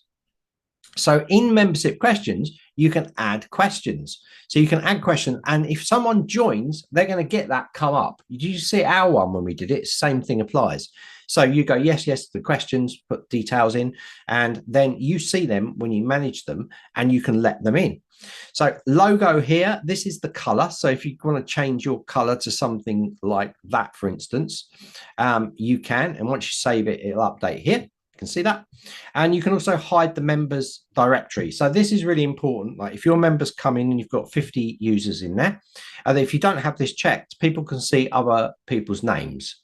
So like Pauline Baxter, for instance, they would see you in there, Lisa, and Sarah, Helena Sue, they would see your name come up. So if you as the admin decide, I don't want people to see other people's names, I want to keep this private, it depends on your community type, then you might want to turn that on to hide the members directories from people seeing it. You can see them all, your admin. All right. But that's an important thing that you need to take care of. When you change any of these, make sure that you hit save down here. I'm in the way of it. Let me just, there, save. You got that save button there. Let me bring myself right down, not the edge there. So you can see that little save button. So if you make any changes, make sure that you hit save there. Important. Okay, so that's the settings for the entire site that you'll have access to. You'll also see under manage here. So any people that come in, if you've got that approval turned on, they're going to approve in members requests here. They'll turn up and you can click them and let them in. So Pauline's got to shoot off. It's all right, don't worry. So you can let them in here by members request or pending approvals for posts if you've got them turned on. And you're also going to notice that you can check through each of the community types to filter those as well. Very easy, simple to use system. I love it. A powerful but intuitive. That's the key. So members here, if you go into members, you can see all your members inside here. Okay, and you can do certain things with your members, like ban them from all communities. Okay, and you'll see the banned people come up here. So if I take him and I ban him, click yes. Then if I refresh that, then he'll go. So I click that, ban members, you can see. So I can unban him there as well. So I can unban and ban, okay? Under members here, members we covered. Under manage here, we've gone through that, communities there. And next, the last thing I want to show you is some of the settings inside here. Because we looked at this, it said private. This is where it can confuse people. This is private, public. Set it to public. That way you're going to get the best results, I think. But you can set these privacy levels per community. So if we go into the top level, you're going to see feed there that you can go through it all. And if I go into this, this is a course communities discussion. You'll also notice there I can drag things down. I can drag stuff around. Okay, I can drag the order around and I can drag them into different areas. But if I go into any of the community types, not the discussion community, but do you notice these? This is a secret community. This is a private community. There's those little dots. But under your discussion communities, there's no three little dots.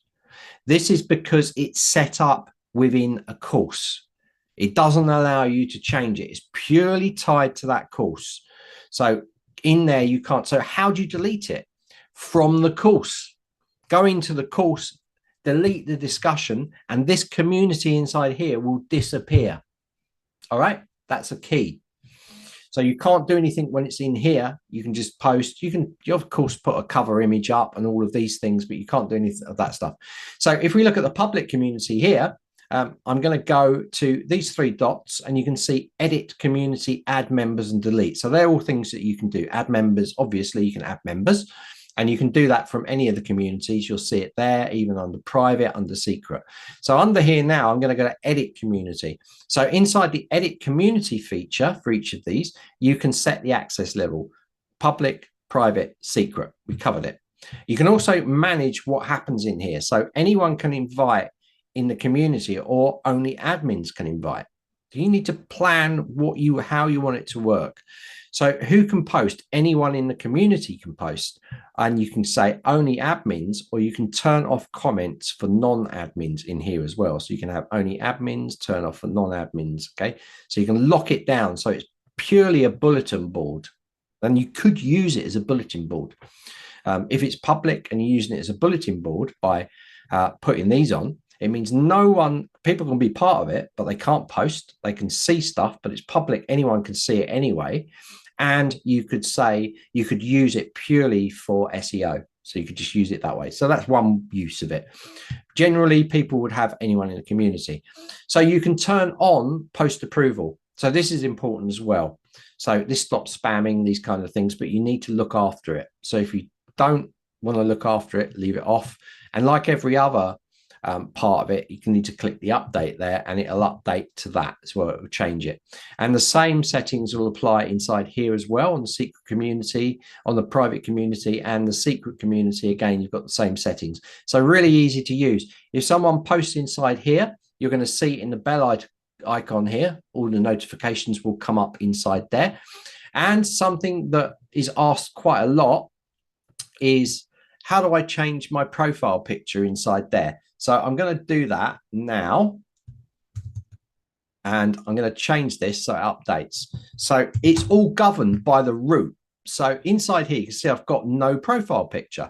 But if I go to my account here and I go to my profile picture and I pick, say, this picture here, like that, crop and save, and then I click update, then it will update there. And it won't update because I'm using an Zenler email address, but it will update in there. And when I refresh that page inside here, I will be updated.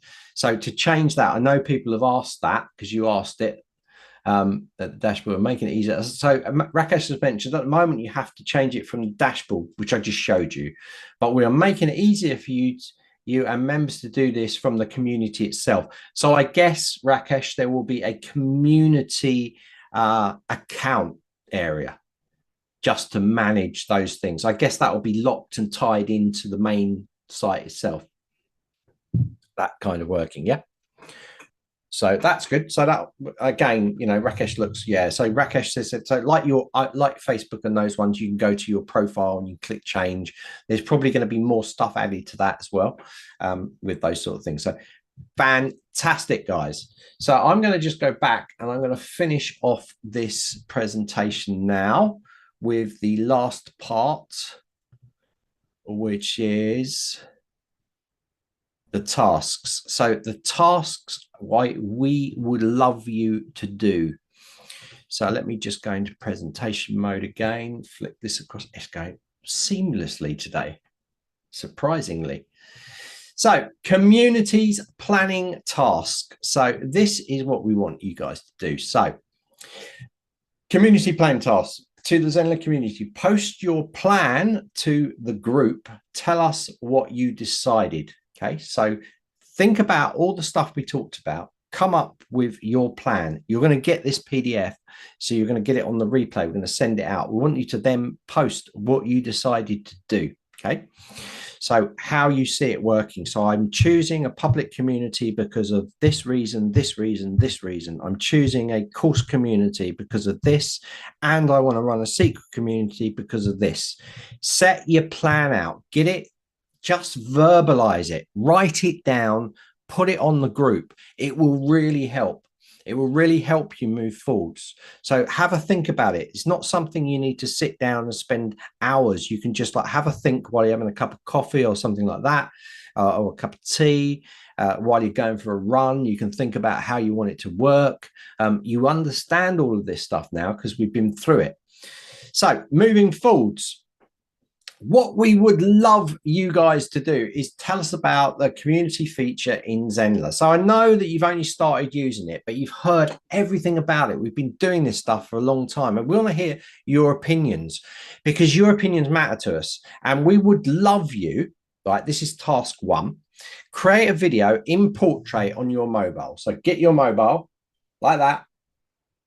Just do a short, less than 1 minute. You can be 5 seconds if you like. I think it's really great. There you go. That's a really short one. create a portrait on the mobile and post it to the Facebook community. Now, if you want to, you can post it to the Zenler community. Okay, the Zenler one, if you want to, that's good. So the other option is the Facebook, the Zenler community, the one you're part of, Carol.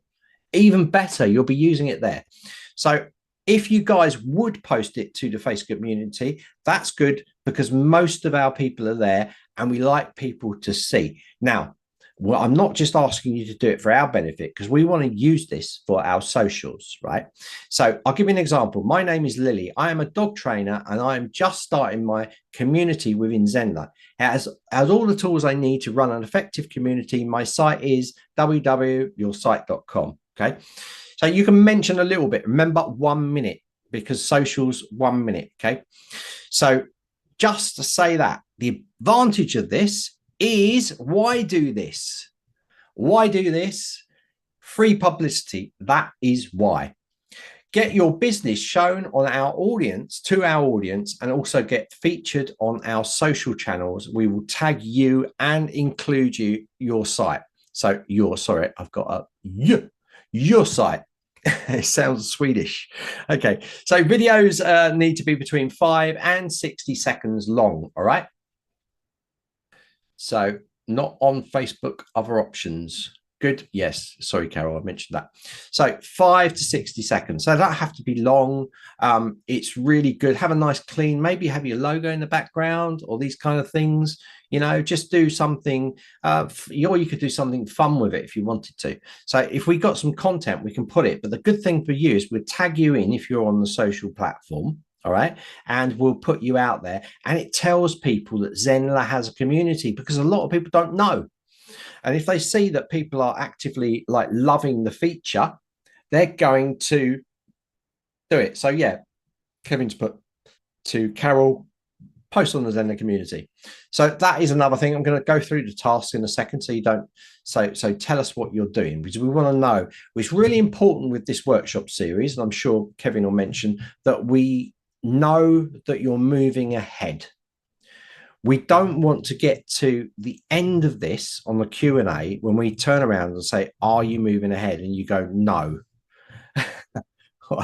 So why portrait, not landscape? Because mobile phones are, socials are portrait. Yeah. Not that way around. That way around. Yeah. YouTube shorts are that way around. YouTube full videos are that way around. Okay. So that's why. So we want to know at the very end of it, why, you know, how you've moved forwards. We want to know, like Birdie, I'm paying attention to you, Birdie, in here, because you're like, I'm not sure about it. You're on that edge. It'd be really interesting to see your success going forwards. All right. So move forwards to this. I have a little something else for you to do as well. Like, you don't have to do all of these if you don't want to. I'd love you to do a Trustpilot review about the training. Now, we're only 2 lives in, so I might be doing this a bit soon. So you might want to leave it to later, but we'll flash this card up at the end, and hopefully Kevin will put the link in the Trustpilot review link in the chat. Maybe Rakesh will. And if you gave us a review, it would be amazing. So you had Kevin talking for 2 hours. It covered so much the other day, and you've had me talking for nearly an hour and a half about this thing. I'm going to move this stuff going forward. So if you give us a review, it'd be really, really super, super, super cool. So these are the tasks you can do. You don't have to do any of them, but we like to give you tasks to do. So Zenler community, post your plan. Okay. So post your plan of attack. You can put that into the Zenler community, and you can put it into the Facebook community or the Zenler community. It's really up to you. So Facebook group, post a video in mobile view about how you are going to use Zenler's community feature, less than 1 minute long. Carol or anyone else, you could also put that in the Zenler community as well. In fact, it might be quite good. We'd love you to use it. It is part of what we're trying to do here, is get more use inside the Zenler community. And lastly, if you feel the time is right, and some of you might say, you've only just started, I'm not going to give you a review. Absolutely fine. Other people might be like, I've got a benefit from this straight away. I'm going to put a review down. And then You can. So we also consider giving us a review on communities feature on Trustpilot. So that is the presentation over. I hope you guys have gained a lot from it. And now I think Kevin's going to come up.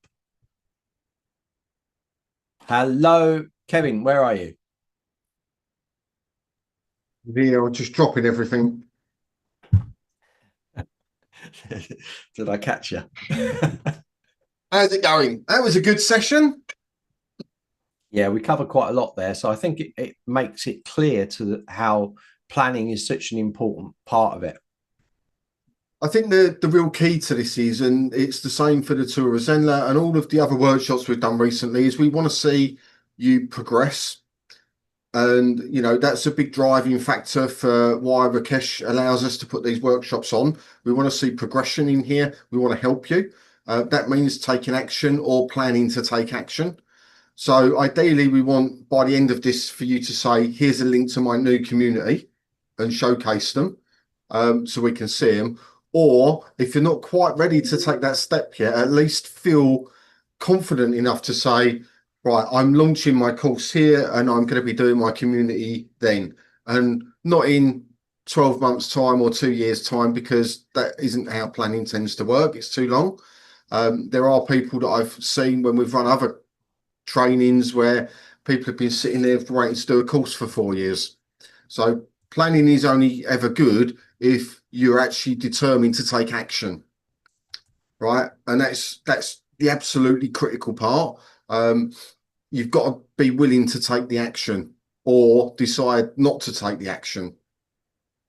And I think that's a big thing for what we're trying to do here with all of you, is to get you to take the action, assuming that it's the right action for you. Okay. And that's the key, because it is a commitment to run a successful community, right? I'm not going to sit here and tell you it's a piece of cake and it's really easy. It's not easy, right? But by the end of this workshop, you will have everything you need to be able to confidently run a successful community and not be overwhelmed, right? That's the strap line of this workshop, if you like. And then you choose whether you want to do it or you don't want to do it. Most people nowadays, and I've done a lot of research into this the last couple of weeks, when people are looking at buying courses, they're not just looking at information anymore, right? Because you can go to Google and pretty much find out everything you could ever find out about all of the courses that you run. That's a fact. Okay. So what they're looking for is they're looking for the extra stuff that goes with a course. They're looking for the lives that we do. They're looking now for a community that they can engage in around that topic that goes with the course. And if you want to sustain your business as a course creator, it's really important that you follow the way Zenler's leading the path on this. You know, we were one of the first ones to introduce live streaming in, you know, with the one-to-one bookings, the webinars and the courses, the live classes, right? Because we knew that was coming up. And communities, that it's no accident that the community feature has had a massive revamp. It's because it's going to be a critical part of running a successful course business. People will expect there to be other interaction than just a course that they go through in their own time. That's a fact. So mark this point in time. Within 2 years, if you are not having additional stuff on your courses, you're really going to struggle. Really, really, really going to struggle. Right? That's not fear mongering. That's fact on everything I've seen from course creators, communities, and if you're in some of them, you've probably heard this being discussed. So I'm hitting this point home really hard because we want you all to have a business that lasts longer than a week, a month, or 6 months. We want it to go on, keep on going. But like anything, it all evolves. Everything evolves online. If we look at blogging, it's evolved from when it started 20 years ago to what it is now. Same with SEO, it's evolved. Same with web design, it's evolved. And you can't stay where you was. You've got to move forward with what's expected. And communities is a massive part of that. People want to be involved, having free discussion, open discussion with other people doing the same stuff, going through similar things, have a topic in common, whatever it may be. So it is really important. Yeah, it's really important. It's also important the planning stage, because like the whole point of this is to make sure that you're doing it the right way so that later on you don't cause a lot of trouble for yourself. It would be very easy to get into big trouble with these communities if they're set up wrong. You've spent far too much time. And a comment came in from Kevin saying, how many of you have got multiple discussions going on? Do you look after them? And how much time is that taking to look after, when you might, if your plan of action is like, I want lots of discussions over my courses, but is there a better way to manage this? And now from planning it, you can do that. You could send them all into a private or secret community and manage it all from one central location, with the benefit of creating increased engagement within that one community as opposed to multiple. So that was the whole point, to get you thinking, understanding. Most of you were answering the questions correctly when we got to that stage. So I'm comfortable now for you all to move forwards to the next workshop. Yep, it's a good point. So, and how many, I mean, it is interesting when you think about the amount of times people go through something, but they don't go through it thoroughly, or they don't complete everything. And you lot must have had it with courses where you've had students that they've gone through a couple of the lessons, or, oh, this doesn't work. Well, it doesn't work because you haven't planned it properly and you haven't gone through it all, and it's the same with anything that you do. You've got to have that strategy behind it to know how you're going to achieve your objective. And if your objective is a public community because you want it as a promotional tool, right, you can't just wake up one morning and go, right, it's easy to set up in Zenler and just go, because you'll run out of steam. You won't know what you're doing. You've got to work a plan out, and it doesn't have to be war and peace of community planning or anything like that. But you can even do it on one page. We've all heard of the one page business plan, right? That model works, right? And it works because it's done in very small chunks as you go through. Okay. So, and the same with the community planning, you need to just keep it really focused on each stage that you want to go through. So you know that what you're doing, the objective you're going to reach, rather than what most people do in our community is they hop around and they hop from this to that, to this to that. And, nothing ever really gets finished. And, Mm. that's when overwhelm starts kicking in, because you've got so many little projects going and none of them are really working, that you go, oh, I feel like really overwhelmed with it. You're not actually overwhelmed with the singular task. You're overwhelmed with having so many tasks that are uncompleted, and you see the value in all of them, but you're not actually getting to fruition with any of them. So, and this is like social media marketing. People go, well, I'm going to go and promote on 7 different channels. And what they do is they do all of them quite badly. Whereas if you just focused on one and said, right, I'm going to go into Instagram and I'm going to absolutely dominate it, right, and put all of your energy for that particular task into it, you'd do really well. There is no way that you could not do well. And the community is the same thing. If you start with one, really put your heart and soul and attention into that one, right, it will thrive. There's no two ways about it. It will definitely work. And if you think, well, putting my heart and soul is in setting it up and sending one email, nobody came, I'll give up, then it's never going to work for you. You have to have a little bit more resilience than that and go, right, okay, I need a proper strategy on how do I get people in. If that way didn't work, let's try that way. If that way doesn't work, let's try that way. That way works a little bit. How can I adapt it to make it work a bit more? And that's how you work it. So it has to be a fluid plan as you work through, and then you'll get the success you're looking for. We can give you the tools at Zenler. We give you the community access areas.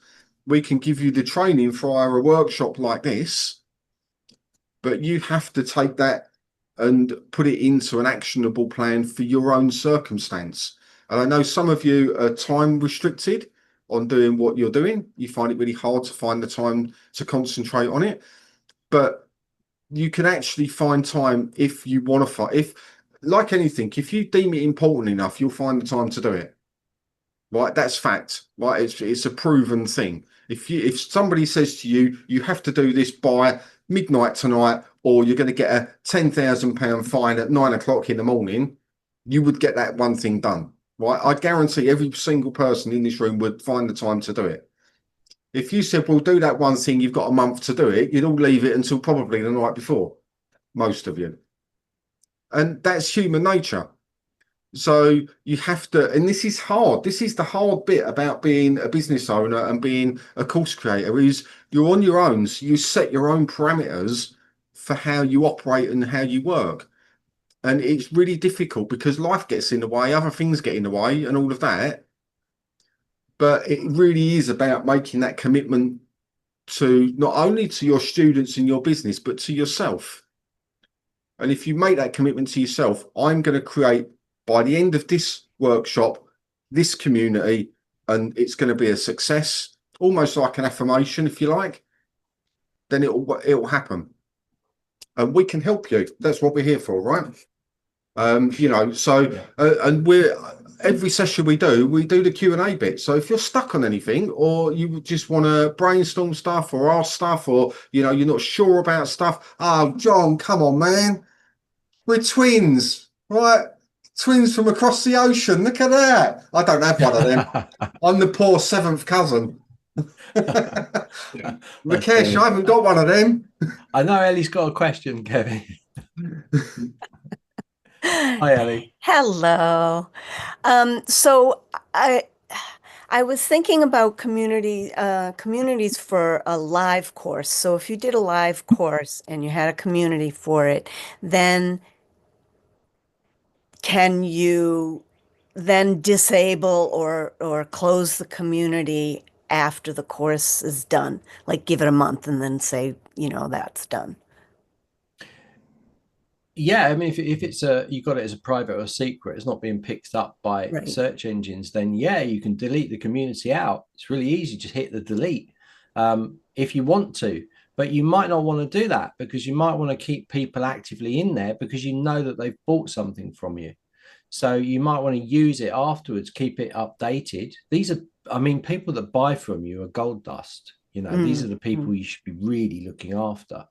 So, that's why we do it at Zenler. We look after everybody, even free users, but we try and help everybody. But you could do that. You could keep it so that it continues and you could build on it. So the next batch the people you get in, you could put them in there. You remember you could also remove users. So you could remove them out, but the content in there might be valuable for the next group. But again, this is down to planning. So you could delete it all out. That might be a way to do it. Yeah, I was sort of thinking, to reduce the number of communities that you might end up having. No, absolutely. I understand. I mean, you put a good point in there. Ellie put a good point in, Kevin, saying that you're actually going to promote, you're going to challenge yourself to like 30 days. So over May, you're going to try and do a post a day inside the community. That's going to be really interesting to get feedback from you on that as well. Yeah, I tend to when I do a challenge, like I did an email challenge where I emailed my list every single day for the month of, I think it was March or something like that. When I commit to a challenge like that, I do it. And so that gets me to be participating initially, and then gets me in that mode of going there every day and doing the thing, connecting with the community. It's good. It's like you're covering. I love that because it's like you're covering. Like you've done 30, you've done 29, you've done 28, and it's almost like a countdown. So it can kind of motivate you to do these things as well. That's how I love to look at things. If you're doing something that you're seeing you're getting towards a goal, that's going to keep you going. So that will be interesting to see what happens with that, because I know you were saying that, you had a lot of success on Facebook and then it dropped off.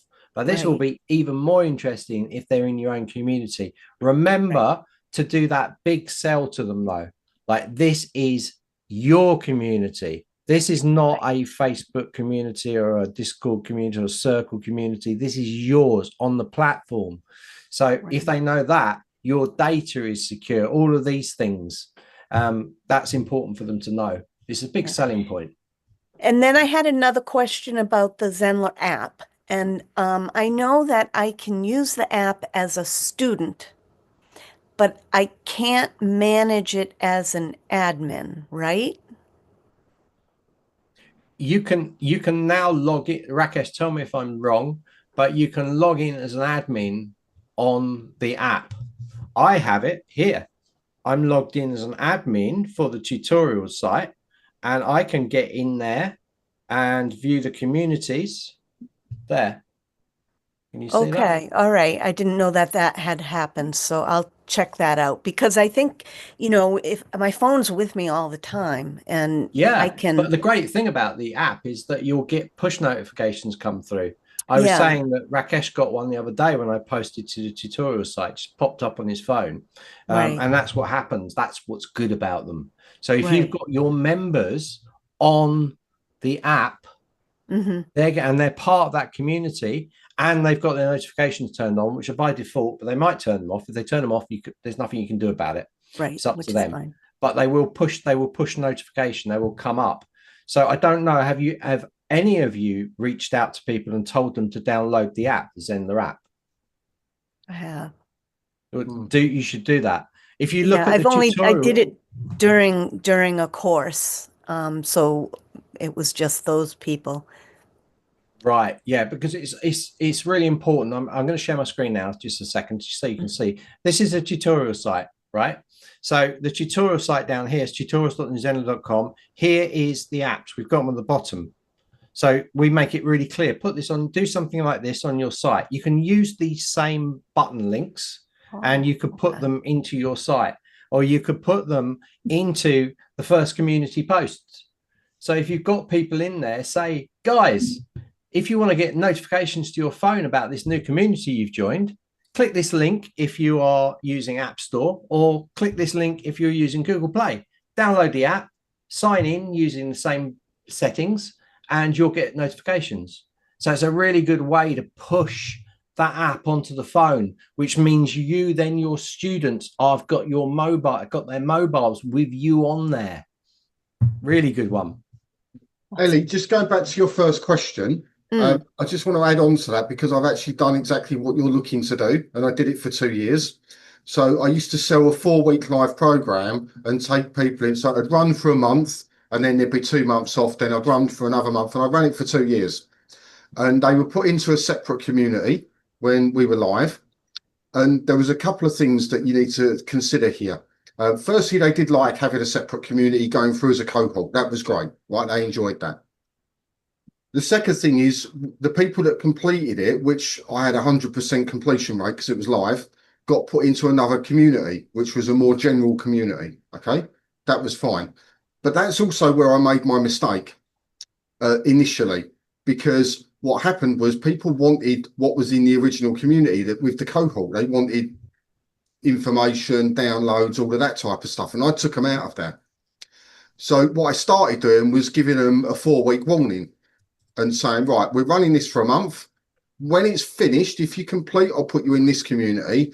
You've got a month now to take out anything that you want from this group, and then I'm closing it. Hmm. And that worked really well because then people would go in and download what they wanted, blah, blah, blah. And then you didn't get any backlash from it. Okay. But giving them that sort of breathe down period just finalized any lingering conversations, and then they could go in and get what they wanted and then leave. And then you could ditch that community, shut it down, and then do a new one for the next cohort. Right. You didn't have anything lingering about. Right. And that worked really, really well doing it that way. And I did Awesome. that for 2 years. And after the first two, where they just all complained because I took them out and they wanted what was in the group, and then I said, right, you got a month, and then I'm shutting it. I'd never got another complaint. They all took the action and did it. Okay. Awesome. So that works really well. And of course, you can do that in Zenler. You can delete them as and when you want.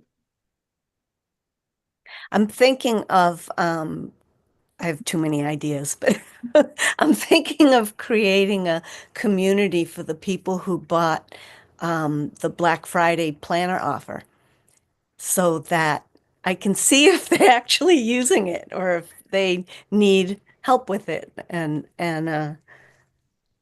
get feedback. Have you asked them? I haven't connected with them since. Okay. So that's would be part of it is sending a, connecting with each of those people. I Yeah, thought about doing like a webinar first for the people who purchased it and give them some face-to-face time and how to use some of the portions of it. And then I didn't do it. no, you might struggle a little bit because quite a lot of time's gone by since then. Right. And it's been like 4 or 5 months since we did that. So that's quite a big time to do almost what you're trying to do as a follow up on something. Yeah. You should have followed up really within a couple of weeks, at least emailed them and said, look, have you done this? Do you need any help? Should we go Yep. through it? At least Done a in live January, class, right? got them all on and gone, right, let's go through this together, blah, blah, and that type of thing. Yeah. So it might be a lesson learned point Yeah. because Well, people might even remember they got it. the good thing is that most of these people are people I know, Oh, okay. local. That makes So, it easier then. yeah. Yeah. All right. I'm done. All right, No Ellie. worries. Great guys. Look, we're gonna wrap up now. It's 2 hours. So make sure that you've got the you've registered, and if you've registered for this, you're going to get a link to the replay.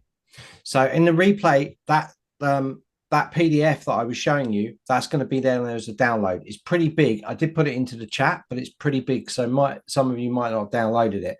So you'll find a link on the replay page, which we'll send out. So we're going to process this video now, put it on the replay page, and then we're back. When are we next back? And what are we doing, Kevin? So we're back on Friday. We have Rakesh as the lead on Friday. So he's going to be taking us through the community platform. I'm going to be twisting his arm to find out what's being planned, what releases are being worked on. So you sort of, because this helps, right? This is a 4-week workshop, right?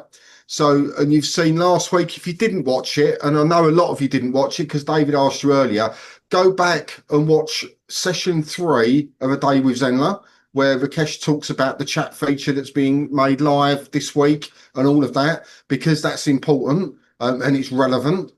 So go back and watch that. I believe it's on YouTube now as well. So go and watch that and skip. It's only the first, I think, half an hour, 40 minutes that Rakesh is on talking about that, but it's worth understanding it. He's going to take you through the whole thing on Friday anyway, which will be really, really good. And you'll get more of a broader overview of to the capabilities of the platform itself, which is what that session is going to be about. And then, of course, next week, we're going to get into the 3 individual types of community. So we're going to, on Monday, I'll do a live build on the public community. We're going to go through all of the things to do with the public community. Then we'll do the same with private Wednesday and the same on Friday for secret. Okay. Now, some of it will be the same. How do you name it? Blah, blah, blah. So we're not going to harp on about that too much because once we've done it, we've done it. But there will be different assets we create, different ways we approach it, ways that we utilize it once it's been built that we're going to be covering on that. So that's going to be quite an interesting one to go through. And of course, you don't need to take notes as we go through it. Right, just wait for the replay because sometimes there's a lot to take in and it's easier to watch it at your own pace on the replay. What I like about these sessions is you can ask as we go through and but you don't need to, Ellie. You don't have to take notes. But it is good if you can make some bullet points that you can refer back to. Because we do tend to timestamp a lot of these videos anyway now. So you can just hop into the bits that you want. So we're going to cover that next week, but Rakesh's session is on Friday, so he'll obviously be live on with us as well. So if you've got things you want to ask about upcoming features or suggestions, maybe that will be a good time to do that when you've got the ear of the governor, right? And who knows? We don't know what's going to happen, but the chat feature, I believe, is definitely going live in people's accounts if you're Pro Premium this week. I believe, but don't hold me to that 100%. Look, Rakesh is already saying maybe some new features not announced. Yeah, see, isn't it nice when everyone plays nicely, right? You're Make sure already to you're come already back. getting information out of him, Kevin. Yeah, we're turning the screws right now. And Rakesh is really good because he will give you an idea of what they're thinking about and what's being planned. That doesn't mean it's going to be released next week, but you know, it is a priority, the community feature. We held on to it for a while.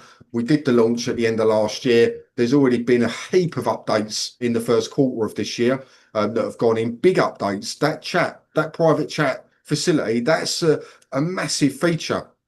You know, it really is. So, and the ability to switch it on and off and all of those things, it's great.